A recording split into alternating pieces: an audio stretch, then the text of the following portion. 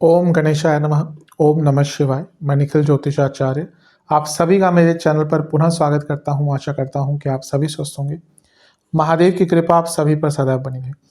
ये वीडियो मिथुन यानी कि जमिनाई के लिए अत्यंत विशेष है, क्योंकि वीडियो है आने वाले सप्ताह यानी कि 6 जनवरी से 12 जनवरी 2025 के साप्ताहिक राशिफल के बारे में। कैसा रहेगा आने वाला सप्ताह मिथुन के लिए, जमिनाई के लिए। जो मेरा साप्ताहिक राशिफल होता है वो प्रमुखतः चंद्रमा और उनकी गति पे आधारित होता है। चंद्रमा एक ऐसे विशेष ग्रह हैं जो बहुत तेज गति से भागते हैं और करीबन 2.25 से 2.5 दिन में अपनी राशि बदल लेते हैं। मन के कारक हैं। उनकी विशेषता ये होती है कि जिस भी भाव में जाते हैं उसको एक्टिवेट कर देते हैं, और पूरे हफ्ते में क्योंकि बहुत बार उनका गोचर होता है तो बहुत चीज़ों पर प्रभाव पड़ता है, या कहिए डे टू डे एक्टिविटीज़ पर उनका प्रभाव बहुत ज़्यादा पड़ता है। तो किस प्रकार से आने वाले सप्ताह को ज्योतिष के माध्यम से समझ के प्लान आउट करें, क्या संभावित अच्छा हो सकता है, क्या संभावित बुरा हो सकता है, इसको जाने, इसको पहचानें। इन सभी चीज़ों के लिए साप्ताहिक राशिफल अति विशेष होता है। यदि आपकी लग्न राशि या चंद्र राशि मिथुन है, दोनों ही गाइडेंस के लिए इस राशिफल को देख सकते हैं। जहाँ से आपको ज़्यादा रिलेट करता है, सूट करता है, वहाँ से इसको ऑब्जर्व कीजिए। व्यक्तिगत तौर पे मेरा मानना है लग्न राशि देखिए। टेक्निकली अलग अलग राशिफल नहीं बन सकते। जहाँ से आपको ज़्यादा रिलेट करता है वहाँ से आप देख सकते हैं। जैसे मैंने कहा, मेरा हिसाब से लग्न राशि ज़्यादा महत्व है, उसका ज़्यादा महत्व है, तो वहाँ से देखें तो अच्छा। इनकेस नहीं पता तो चंद्र राशि से देख सकते हैं। तो शुरू करते हैं। चंद्रमा आपके 10वें भाव में रहेंगे, यानी कि मीन में 6 जनवरी को, और 7 जनवरी शाम के 6 तक वहीं पर रहेंगे। चंद्रमा का 10वें भाव में आना कोई बुरा नहीं होता, अच्छा ही होता है।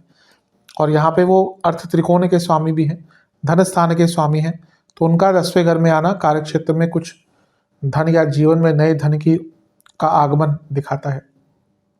यहाँ पे राहु के साथ हैं, और चंद्रमा जो है वो धन स्थान के स्वामी हैं।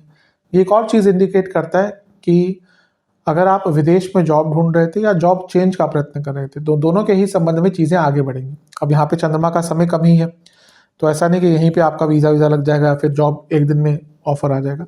लेकिन अगर उस प्रोसेस में है तो चीज़ें आगे बढ़ेंगी, या फिर एकदम निकटतम है कि भाई सब कुछ हो गया, तो फिर वो जो काम है वो एकदम बन सकते हैं। यहाँ पे बस ग्रहण दोष है, इसको नहीं भूल सकते। तो कार्य क्षेत्र में गलतियां होने की संभावना बढ़ जाती है, फोकस नहीं रहता, अब भ्रमित रहता है व्यक्ति, और अपने काम को छोड़कर दूसरे काम में ज़्यादा इंटरेस्ट होता है, या तो उनको हेल्प करने में या कुछ गलतियां निकालने में। उसके चक्कर में क्या होता है ना, अपना ही काम खराब कर लेते हैं। तो इस पर बहुत ध्यान देने की आवश्यकता है। अदरवाइज ठीक ठाक समय है। चंद्रमा वाणी के स्थान के स्वामी भी हैं, तो वाणी पर भी थोड़ा सा कंट्रोल रखिएगा। प्रोफेशनल लाइफ में ज़्यादा कहूँगा।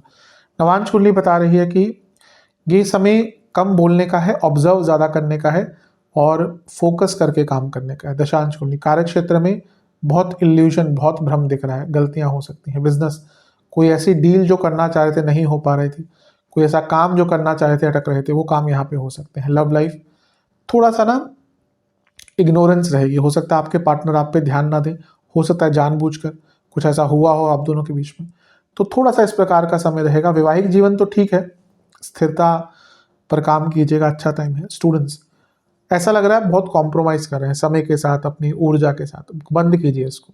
एज अ स्टूडेंट्स सबसे पहला मेन जो गोल है आपका, वो स्टडीज़ ही होना चाहिए। दुनिया भर का समय मिलेगा आपको उसके बाद, लेकिन ये जो समय है ये नहीं मिलेगा दोबारा। बहुत कॉम्पिटिटिव होता जा रहा है स्टूडेंट्स के लिए, तो कॉम्प्रोमाइज़ मत कीजिए। जहाँ तक सेहत की बात है, चेस्ट की प्रॉब्लम, लोअर बैक में दर्द, एंग्जाइटी और आंखों के रोग। सर्वाष्टक में आपका पंचम भाव बली है, ठीक है। कार्य क्षेत्र में थोड़ी सी अनिश्चितता दिख रही है। ज़्यादा ओवर थिंकिंग करें ना तो प्रॉब्लम्स और बढ़ जाएंगी, इसलिए चीज़ों को बहुत सिंपल, सरल स्वभाव का रखिएगा। 7 जनवरी चंद्रमा आ जाएंगे आपके 11वें घर में, यानी कि मेष में 6 बजे शाम के। 9 जनवरी रात के 9 तक यहीं पर रहेंगे। चंद्रमा धन स्थान के स्वामी, कितना सुंदर यहाँ पे धन योग बन रहा है और परिवर्तन योग बन रहा है। चंद्रमा धन स्थान के स्वामी लाभ स्थान में, लाभ स्थान के स्वामी मंगल धन स्थान में। एक तो यही बहुत अच्छा है। दूसरा परिवर्तन योग है, क्योंकि मंगल चंद्र की राशि में है, चंद्र मंगल की राशि में है। बहुत श्रेष्ठ होता है दूसरे भाव और 11वें घर का परिवर्तन में बहुत कम ये योग मिलते हैं, लेकिन अभी रिसेंटली एक कुंडली देख रहा था तो उसमें ये योग बना हुआ था।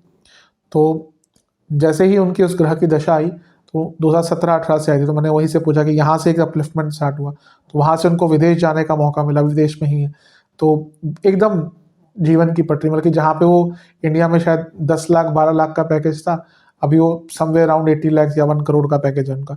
ऑब्वियसली बाहर की बात है, लेकिन खर्चे भी बहुत होते हैं, लेकिन एक अपलिफ्टमेंट उनके जीवन में वहाँ से आया।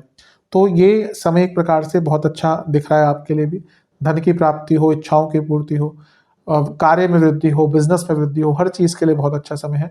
धन बढ़ता है, धन के मौके आते हैं, मौकों की तलाश होती है, तो ये वो टाइम है जब मौके आते हैं धन प्राप्ति के, तो बहुत श्रेष्ठ समय है, इसका लाभ उठाएगा। वाणी का कोई कार्य करते हैं उसमें भी लाभ होगा आपको, अच्छा समय है। नवांश, अच्छा एक चीज़ है कि शनि का प्रभाव है, वो भूल गए हम, तो वो विषतोष है और शनि अष्टमेश भी है, तो थोड़ी अनिश्चितता भी यहाँ से आ रही है, इस पर थोड़ा सा ध्यान दीजिएगा। क्या ध्यान देना है कि ना ओवर कुछ नहीं करना, कि ना एकदम एक्सट्रीम में जाके कुछ मत करना। नवांश कुंडली, कंपैरिजन ज़्यादा नहीं करने, जैसा जीवन है उसको एक्सेप्ट करके आगे बढ़े। दशांश कुंडली बहुत अच्छा टाइम दिख रहा है, प्रमोशन के योग हैं, कार्य में वृद्धि के योग हैं, बहुत अच्छा। बिजनेस में बस ये है कि मन ज़्यादा नहीं लगेगा, अदरवाइज ठीक है। लव लाइफ ऐसा लग रहा है पुरानी बातों पर बहुत झगड़े होंगे। वैवाहिक जीवन ठीक है सब कुछ, लेकिन थोड़ी अंडरस्टैंडिंग की कमी दिख रही है, इस पर काम कीजिए। स्टूडेंट्स, बहुत लड़ाई झगड़े हो सकते हैं और फिर कहिए बहुत गुस्सा आपको आएगा, तो उस गुस्से पर थोड़ा सा नियंत्रण रखिएगा। जहाँ तक सेहत की बात है, लोअर बॉडी में पेन, हड्डियों के रोग और इन्फेक्शन, सर्वाष्टक आपका पंचम भाव बली है, फिर से अच्छा समय है धन के लिए। लक्ष्मी स्थान बली है, लाभ स्थान में चंद्रमा है, महापरिवर्तन योग बना हुआ है, बहुत अच्छा है।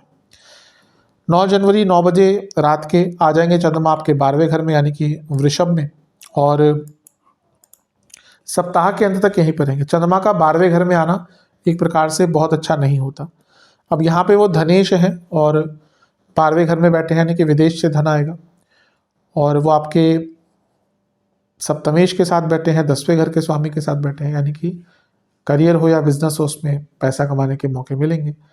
लेकिन 12वें घर के चंद्रमा परेशान करते हैं व्यक्ति को, यहाँ पे खर्चा भी आपका ज़्यादा होगा, और वक्री गुरु हैं और आपके लिए वो बाधकेश हैं, तो कुछ कार्यों में बाधाएं भी आएंगी, कुछ कार्य अटकेंगे भी, और बहुत ज़्यादा ना आप ऐसी बातों को सोचना शुरू कर देंगे जिनका आपके जीवन से कोई लेना देना नहीं। उसने मुझे तब ये बोला था तो उसका मतलब ये तो नहीं, कहीं 2 साल बाद मेरे पास पैसा तो नहीं खत्म हो जाएगा, कहीं 10 साल बाद मेरे को कोई ऐसी बीमारी तो नहीं आ जाएगी कि मैं मर जाऊँ। इस प्रकार की चीज़ें व्यक्ति यहाँ पे सोचता है, तो थोड़ा सा ये व्यर्थ की चिंताओं से थोड़ा सा दूर रहिएगा, और अपने इष्ट को याद कीजिएगा, अवश्य उससे बहुत लाभ आपको देखने को मिलेगा। खर्चे थोड़े से बढ़ेंगे और इमोशनल लाइफ पर भी ध्यान दीजिएगा। बड़ों से बातचीत करते हुए शालीनता का भाव रखिएगा, हमेशा ही रखना चाहिए, यहाँ पे थोड़ा सा ध्यान दीजिएगा। नवांश कुंडली बता रही है कि उनके साथ टाइम बिताना है जो आपको समझते हैं। दशांश कुंडली, कार्य क्षेत्र में थोड़ा कम बोलिएगा, बिजनेस कोई बड़ा निर्णय नहीं लेना, नुकसान हो सकता है, यहाँ पे नुकसान और खर्चे दोनों ही दिख रहे हैं। लव लाइफ, ईगो, बहुत ईगो क्लैशेस होते हुए दिख रहे हैं। वैवाहिक जीवन, ऐसा लग रहा है कि ना कोई आपका फ़ायदा उठा रहा है, दोनों का, कोई कुछ बोल देता है और आप दोनों झगड़ते हैं। अगर ये हो रहा है तो गलतियाँ आपकी ही हैं, क्योंकि अगर किसी के कहने से कुछ आपके बीच में झगड़े हो रहे हैं तो कहीं ना कहीं आपके वैवाहिक जीवन में ही कमी है। स्टूडेंट्स, सिंप्लीफाई कीजिए, चीज़ों को बहुत कॉम्प्लेक्स कर लिया है, सिंप्लीफाई करने की आवश्यकता है। सेहत की जहाँ तक बात है, इंडाइजेशन, पेट के रोग, स्लीप डिसऑर्डर, गॉल ब्लैडर की दिक्कत, सर्वाष्टक, पंचम भाव फिर से बली है। जो स्टूडेंट्स विदेश जाना चाहते थे उनका काम आगे बढ़ेगा, और एक प्रकार से थोड़ा सा ओवर थिंकिंग यहाँ पे तंग करेगी आपको। उपाय के स्वरूप में ओम लंबोदराय नमः मंत्र का 21 बार जाप करके गणपति जी को मोदक का या लड्डुओं का भोग लगाइएगा। आशा करता हूँ कि वीडियो काम आएगी। चैनल पे नए हैं, सब्सक्राइब कीजिए, वीडियो को लाइक कीजिए। मिलता हूँ अगली वीडियो में, तब तक के लिए ओम नमः शिवाय।